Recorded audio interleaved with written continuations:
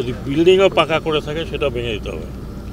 অবৈধ দখল এখানে মুক্ত করা হবে, সেটার জন্য যা করা প্রয়োজন এই গভর্নমেন্ট তাই করবে। যে সমস্ত ফোর্স শোর এলাকা আইডেন্টিফাই করা হয়েছে সেগুলোকে আমরা খালি করাবো।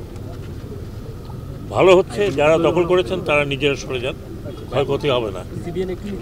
যাদের স্টে অর্ডার আছে তারা আইডেন্টিফাই করবে কোথায় স্টে অর্ডার আছে। ডিসি সাহেব বলেছি কোথায় কোথায় স্টে অর্ডার আছে, ওটা ছাড়া বাকিগুলো আমরা দখলমুক্ত করব।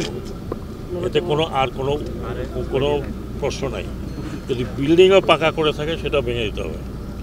অবৈধ দখল এখানে মুক্ত করা হবে, সেটার জন্য যা করা প্রয়োজন এই গভর্নমেন্ট তাই করবে। বুঝতে পেরেছেন?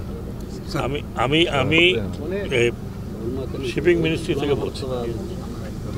বাকিটা পরিবেশের ব্যাপারটা উনি পরিবেশের কথা বলবেন, কিন্তু আমার নদীকে মুক্ত না করা পর্যন্ত কক্সবাজারে আমরা যে বন্দর করব সেটা কার্যকর হচ্ছে না।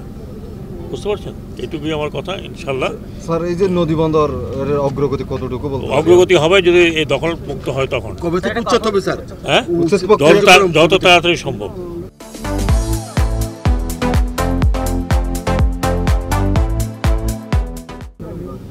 যত তাড়াতাড়ি সম্ভব। আমি বন্দর করব, বাকিরা দখল করবে, তা তো হয় না। যারা অবৈধভাবে যে স্থাপনা আছে, শোনেন, নদীর সীমানা আছে, সেটাকে বলে ফোর্স শোর।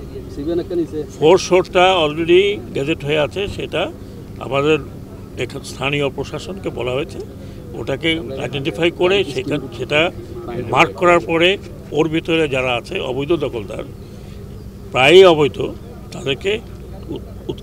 তাদেরকে সরে যেতে বলছি। যদি সরে না যান তাহলে তখন তাদের বাড়িঘর ভাঙতে হবে আমাদের, সেটা আমরা করতে চাই না। ওনারা সরে যান, হ্যাঁ, কারণ ওনারা অবৈধ দখলদার আগে করে গেছেন, অনেক বছর চলছে এগুলো। এখন এটা না হলে আমরা নদী বন্দর যে করবো, আমাদের নদী বন্দর করতে নদী তো দরকার হবে, তো নদী তো অর্ধেক খেয়ে গেছে। সরে যাওয়ার জন্য কতদিন টাইম দিবেন? সরে যাওয়ার জন্য অ্যাজ সুন অ্যাজ পসিবল। কতদিন টাইম না, 7 দিন 8 দিনের মধ্যে কাজ শুরু হয়ে যাবে।